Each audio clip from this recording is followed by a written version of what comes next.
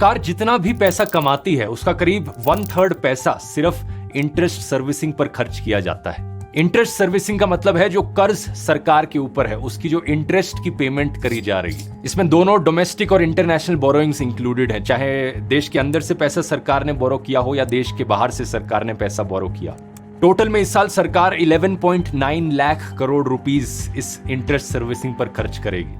ये नंबर पिछले साल के कंपैरिजन में 1.35 लाख करोड़ रुपीस बढ़ चुका है। इस टेबल में आप बड़े बड़े खर्चे देख सकते हो जो इस साल के बजट में सरकार करेगी और इसे कंपेयर किया गया है पिछले साल के रिवाइज्ड बजट एस्टिमेट से। टैक्सेस की बात करी जाए तो आम लोगों के लिए यहाँ पर कुछ नहीं है इस बजट में, क्योंकि पिछले साल के कंपैरिजन में कुछ नहीं बदला है, इनकम टैक्स के स्लैब्स वही हैं। लेकिन इंटरेस्टिंग चीज यहाँ पर यह भी है देखनी कि सरकार सबसे ज्यादा किन टैक्सेस के पैसों से पैसा कमाती है। बजट डॉक्यूमेंट्स हमें दिखाते हैं कि फाइनेंशियल ईयर 2025 में सरकार 19% अपना पैसा कमाएगी इनकम टैक्स से आने वाले पैसे से। दूसरे नंबर पर है जीएसटी, 18% सरकार के पास पैसा जीएसटी के टैक्सेस से आएगा और फिर आता है कॉर्पोरेट टैक्स 17% पर। यानी कि सरकार की कमाई में अगर सबसे बड़ा कंट्रीब्यूशन किसी का है तो वो है इनकम टैक्स पेयर्स का और जीएसटी पे करने वाले लोगों का, और कंपनीज के द्वारा जो कॉर्पोरेट टैक्स का पैसा दिया जाता है उसका कंट्रीब्यूशन इसके बाद में आता है। हालांकि इन सबसे भी बड़ा कमाई का जरिया सरकार के लिए अभी भी बोरोइंग ही है,